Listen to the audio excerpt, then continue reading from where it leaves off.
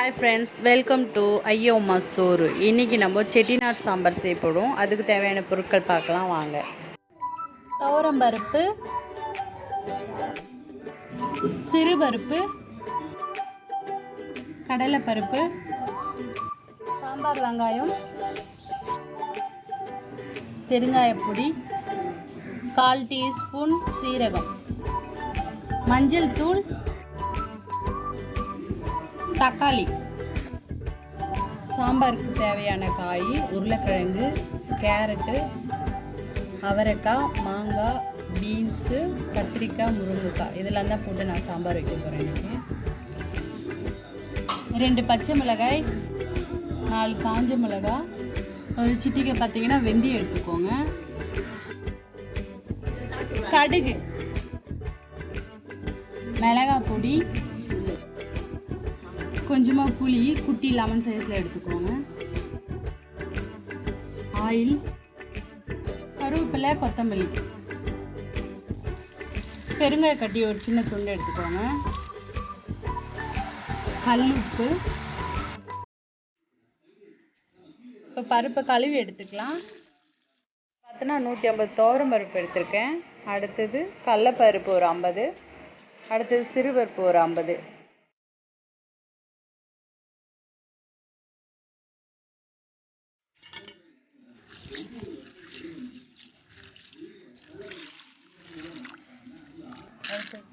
பருப்பு சேர்த்துக்கலாம் குக்கரில்.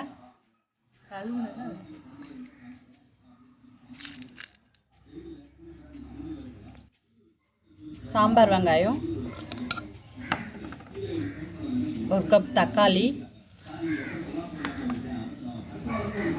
ஒரு 1/4 டீஸ்பூன் சீரகம் சேர்த்துக்கலாம்,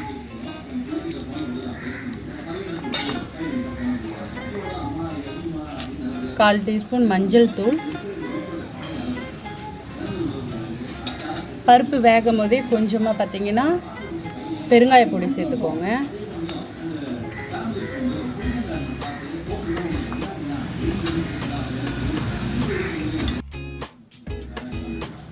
அடுத்து தண்ணி ஊற்றிக்கலாம்.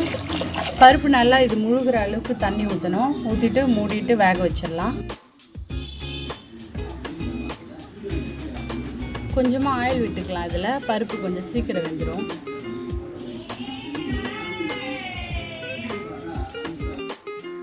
அவ்வளோதான். அடுத்தது நம்ம வேக வச்சு இறங்கிக்கலாம். குக்கரில் தான் வைக்கிறேன்னா 3 விசில் விட்டு எடுக்கணும்.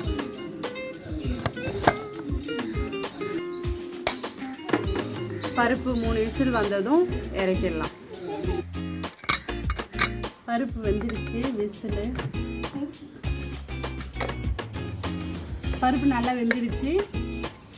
இங்கே பாருங்கள், அடியெலாம் பிடிக்கல, நல்லா கொலைய வெந்துருச்சு. தாளிக்கிறது எண்ணெய் ஊற்றிக்கலாம். கடுகு, கொஞ்சமாக வெந்தயம் சேர்த்துக்கோங்க. அடுத்தது சீரகம் கொஞ்சம், அடுத்தது வெங்காயம் போட்டுக்கலாம். 2 பச்சை மிளகாய், பெருங்காய பொடி எண்ணெயிலே சேர்த்துக்கோங்க. சின்ன துண்டு பெருங்காயம். வெங்காயம் லைட்டாக வதங்கிடுச்சு. இந்த டைமில் நம்ம தக்காளி ஆட் பண்ணிக்கலாம்.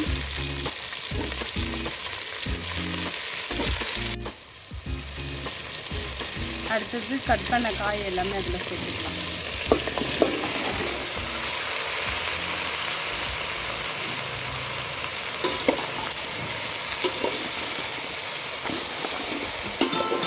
காய் எல்லாமே எண்ணெயிலே நல்லா ஃப்ரை பண்ணி எடுத்துக்கோங்க.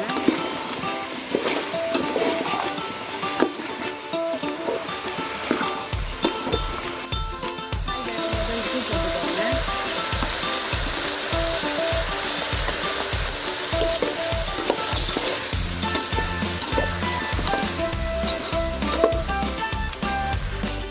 அடுத்தது தண்ணி ஆட் பண்ணிக்கோங்க.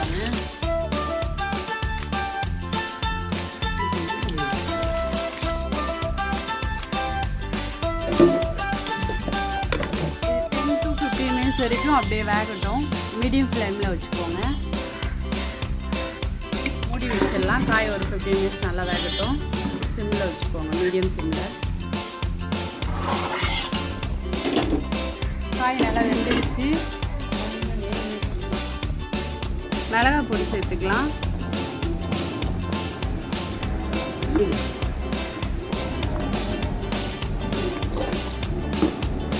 மிளகாத்தூள் போட்டு பச்சை வாடை போயிடுச்சு. இந்த டைமில் வந்து நீங்கள் புளி தண்ணியை ஆட் பண்ணிக்கோங்க.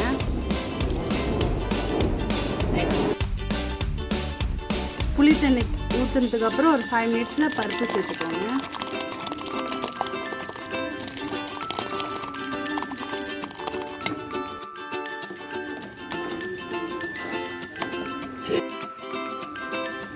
அடுத்தது இறக்குற டைமில் நீங்கள் மாங்காய் போட்டு ஒரு 5 மினிட்ஸில் இறக்கிடுங்க. ஃபஸ்ட்லேயே போட்டிங்கன்னா கரைஞ்சிரும் மாங்காய், அதனால தான் நான் இறக்கும் போது போடுறேன். ஆயில் கொஞ்சம் ஊற்றிக்கலாம்.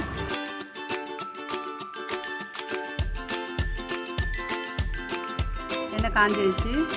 கொஞ்சமாக கடுகு போட்டுக்கோங்க. ஏன்னா செகண்ட் தாளிக்கிறோம், ஸோ கொஞ்சமாக போடுறோம்.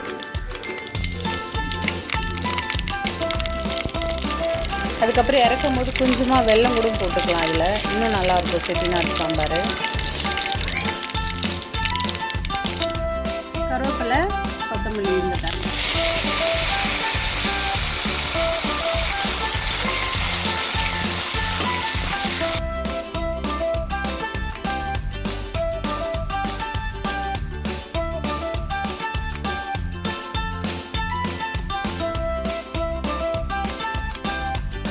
கொஞ்சமாக கொத்தமல்லி கருவேப்பிலை தூவி இறக்கிடுங்க. ரெடி ஆகிடுச்சு சாம்பார்.